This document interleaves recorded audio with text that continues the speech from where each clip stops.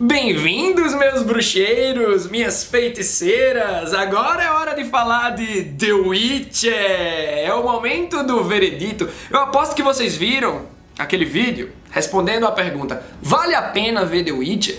Agora chegou o momento de cravar sobre essa temporada como um todo. Se liga que teremos spoilers sobre a primeira temporada de The Witcher da Netflix nesse vídeo.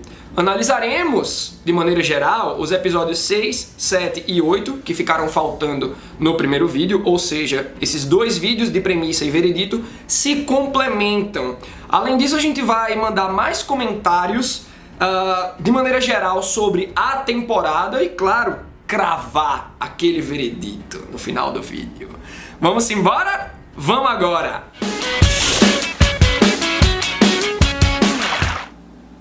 É o Geralt, a Yennefer e a Ciri aí na capa desse vídeo, né?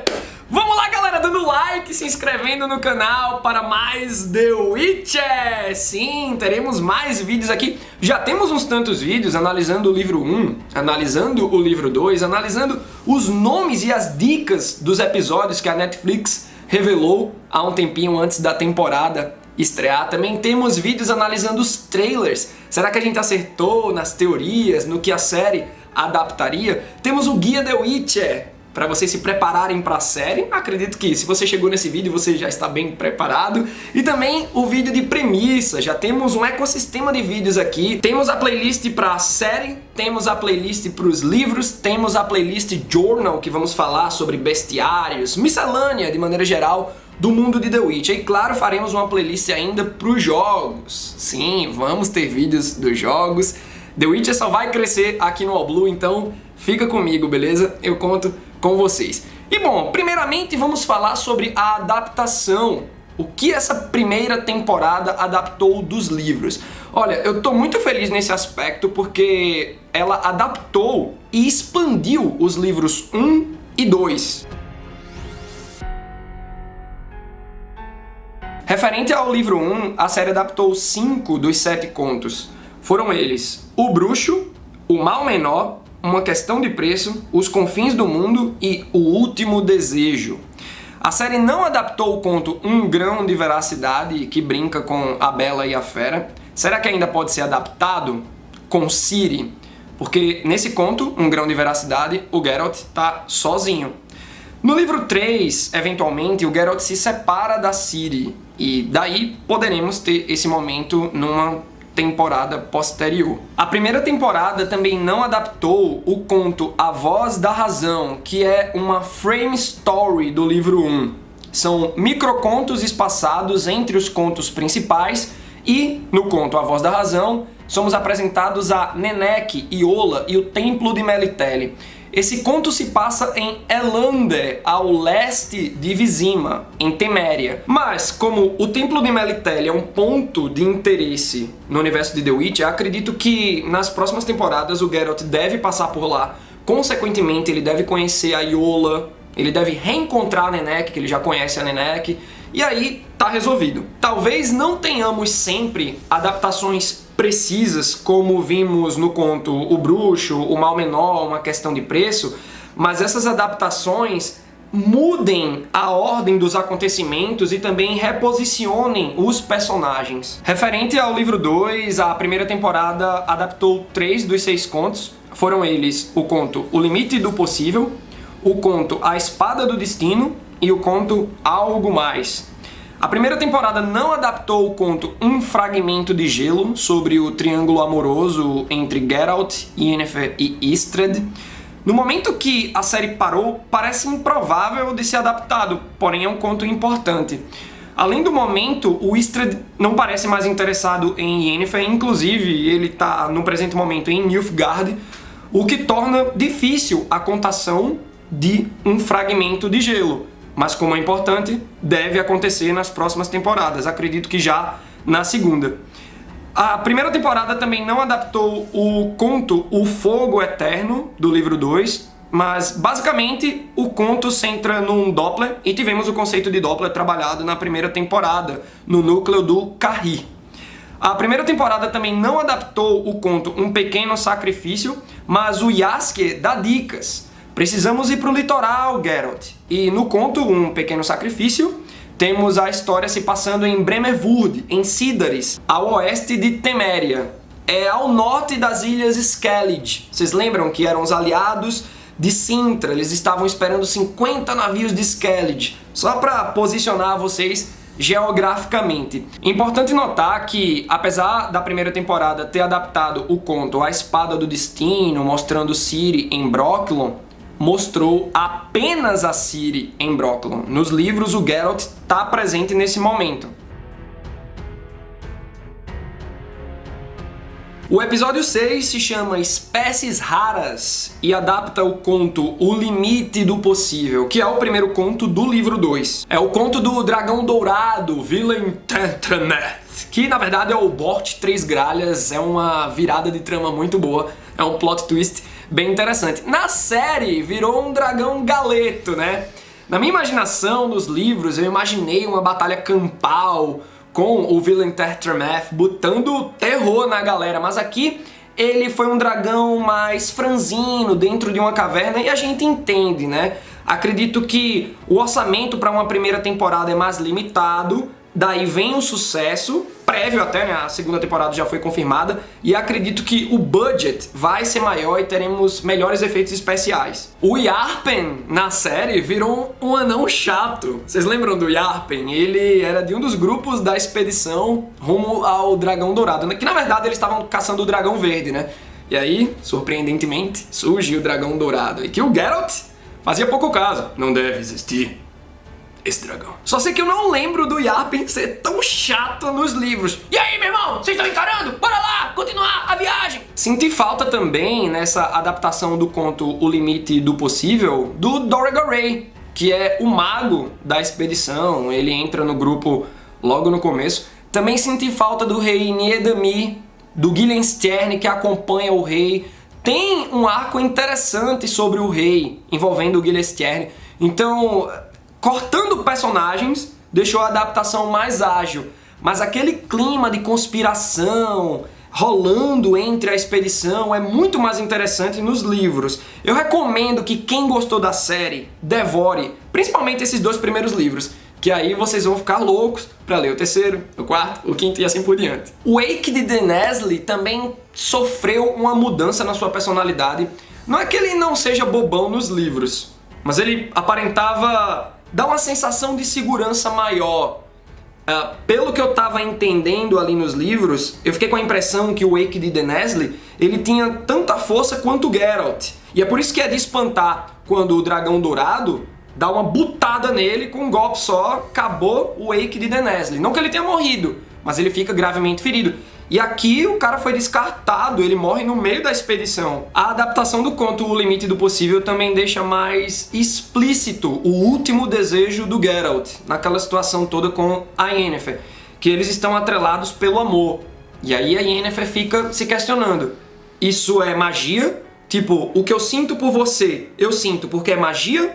É real? Eu não acredito que seja real. Isso é tudo magia, por conta do Jin. Então, a situação dos dois fica bem complicada. Com essa DR, os caminhos se separam. O Bort Três Gralhas faz questão de dizer que a Yennefer nunca terá filhos. Isso foi muito cruel para ela escutar, porque ela tá na luta para ter um útero. Algo que ela perdeu para poder se transformar naquela bela mulher. E já o Geralt é fadado a perder a Yennefer, segundo o Bort. Mas ele tem que se ligar no que ele ainda não perdeu e no que ele pode perder também, que é a Ciri. Esse conto ele termina de uma maneira bem melancólica na adaptação da série, porque além do Geralt se separar da Yennefer de uma maneira bem dolorosa, ele também magoou o Jaskier. Pô, se eu não tivesse contigo, não ia ter rolado essa situação do Jin, eu não ia conhecer a Yennefer, não ia estar passando por isso, eu não ia me envolver na lei da surpresa e ter que procurar essa menina chamada Ciri. E o Jaskier fica bastante pesaroso com os comentários do Geralt.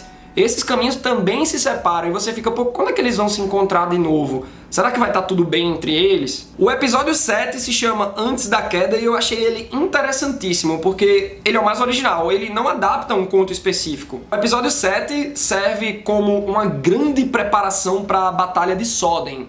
E a gente percebe no início do episódio 7 que o Geralt aprendeu uma lição valiosa com o Dragão Dourado, com o Bort Três Gralhas. E é por conta disso que ele vai buscar a Ciri finalmente em Cintra. E aí a gente percebe que ela tem 12 anos na série. Quando eu fiquei sabendo da atriz, a Freya, etc., fui pesquisar sobre ela, pô, ela tem 18 anos. Eu, beleza, vamos fazer com que a Ciri tenha 18 anos na série. Mas não, ela tem 12 anos. Eu achei um pouco estranho porque a Freya, a atriz que interpreta a Ciri, não tem cara de 12 anos. Não tanto. Vocês conseguiram abstrair? Porque, tipo, eu tenho quase 32. Vocês diriam isso? Parece que eu sou mais novinho. Então essas coisas podem acontecer na vida, mas aqui eu achei um pouquinho forçado. É massa que a gente percebe que o Geralt estava presente na tomada de Cintra, mas isso já dava pra perceber pelos últimos trailers revelados pela Netflix. E o Istredd tá em Nilfgaard. Olha só o poder do Exército do Sul. O episódio 8 é incrível, galera. O nome dele é Muito Mais e ele mostra na íntegra a Batalha de Soden, além de adaptar o conto Algo Mais, que é o último conto do segundo livro. Pra vocês terem ideia, Soden, essa Batalha de Soden só é mencionada por Iurga, que é aquele comerciante que tá levando o Geralt machucado e pá. Ele só comenta, não, porque rolou há um tempinho aí a Batalha de Soden. E aqui tudo foi mostrado. É legal aqui na apresentação do episódio que os 7 símbolos das vinhetas anteriores, né? Tipo uma pseudo-abertura que a gente tem em The Witcher, né? Mas aqui essa vinheta aumenta porque os 7 símbolos anteriores se juntam, formando o 8º símbolo do episódio. Com o símbolo do Geralt, o lobo, né? O símbolo da Yennefer e o símbolo da Ciri. Porque os 3 estão bastante presentes nesse episódio e ainda rola o encontro do Geralt com a Ciri, aquele momento de catarse que a gente estava esperando há tanto tempo. É aqui, nesse 8º episódio, muito mais, que a gente vê o Geralt lutando contra os Knackers na floresta, batalha brutal. Se brincar, teve o mesmo nível de dificuldade da Striga, viu? Ou Strige, porque o Geralt fica gravemente ferido lá na carrocinha do Iurga. Além disso, a gente vê que a Ciri quebrou na bruxaria. Não a bruxaria dos bruxeiros, mas uma bruxaria da Ciri enquanto uma fonte do caos. Ela quebrou os meninos. E é de uma maneira bem assustadora que a adaptação nos mostrou. Olha, galera, foi triste não ter tido abertura. Já era algo que eu tava falando pra vocês nas últimas lives e nos últimos vídeos de The Witcher. Pô, a gente vai fazer um vídeo analisando a abertura e não teve. Eu tava doido pra destrinchar a semiótica da abertura pra vocês. No vídeo anterior, eu elogiei muito o Henry Cavill, a atuação dele. O Geralt do Henry Cavill tá perfeito. Só que teve uns momentos que eu tava achando forçado demais a maneira como ele forçava, justamente, né, forçado. Ele forçava a voz do Geralt. Me lembrava muito o trabalho do Christian Bale no Batman do Nolan. Where is she? Sabe quando o Geralt tá meio cansado ou estressado com alguma coisa? Notem esses momentos que a voz dele tá bem... Hey, Jaskier, para de cantar! Achei muito criativo por parte da produção, da showrunner, essa escolha de contar a história em 3 linhas do tempo diferentes. A gente vê que a Ciri tá no momento presente, a Yennefer tá lá atrás e o Geralt tá vivendo as suas aventuras, o seu arco, de uma maneira mais intermediária na linha do tempo. Achei o grito da Ciri um pouquinho brega, certo? Depois fica legal, aquela vibe de bruxaria, no gancho do episódio 7 pro episódio 8, principalmente quando a gente vê o que ela fez com os garotos, né? Mas no começo, no primeiro episódio, aqueles gritos dela que racham a terra em duas, que separam ela do Carrie, ali foi até ok, mas quando ela grita na sala da Calanthe, eu fiquei meio... bateu o alerta. Uma outra coisa que a gente pode observar é que as lutas contra os monstros quase sempre são no escuro. Claro, para diminuir o custo dos efeitos especiais, mas dá para notar, principalmente naquela batalha do Geralt contra os Knackers, no começo do último episódio. Porque ali tem muitos Knackers, eles se movem de uma maneira muito rápida, e aí dá pra notar, né, que os efeitos não foram tão legais assim. O Dragão Dourado, por exemplo, eu até falei pra vocês que eu imaginei uma batalha campal, sobre a luz do dia, mas aqui a gente vê o Dragão Galeto dentro de uma caverna, já pra dar tons mais escuros ao dragão, pra não trabalhar muito, porque quando a luz bate, velho, essa vibe de reflexão da luz, os efeitos especiais têm que ser top de linha. E aqui a gente não viu muito disso, mas eu acredito que com o sucesso dessa primeira temporada teremos budget para efeitos especiais cada vez melhores referentes aos monstros nas temporadas posteriores. Olha galera, pausa para lembrar que esse conteúdo deste vídeo complementa o conteúdo do vídeo analisando a premissa da série, então dê uma olhada nesse vídeo também. Voltando à Batalha de Soden, a gente pode perceber que a série tá com aquela preocupação em nos mostrar detalhadamente eventos ocultos pelo Sapkowski, que é o escritor, o autor de The Witcher, e isso torna a expectativa para as próximas temporadas muito boa. E teremos mais 6 temporadas, hein? Essa é a previsão, que The Witcher tenha 7 temporadas no total. E aí a gente vê, pô, a primeira temporada já adaptou os livros 1 e 2. Restam os 5 livros de romance. O romance de The Witcher começa a partir do livro 3. Vocês estão ligados na estrutura, né? Os livros 1 e 2 são contos, e por eles serem contos mais isolados, não mostra tanto o amadurecimento do Geralt. A partir do livro 3 é que o negócio pega, que aí ele já tá com a Ciri, etc. Então os livros 3, 4, 5, 6 e 7 formam aí o grande romance. E ainda temos um 8º livro, é um outro romance, mas a parte desse romance principal composto pelos 5 livros, certo?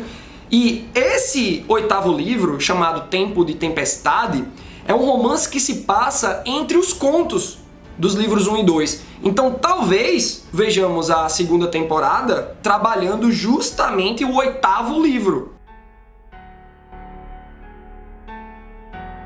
Olha galera, a série tem um ótimo ritmo, alternando entre os núcleos, com linhas do tempo diferentes, com muita ação. Eu elogiei muito a direção para as cenas de ação de The Witcher no vídeo anterior.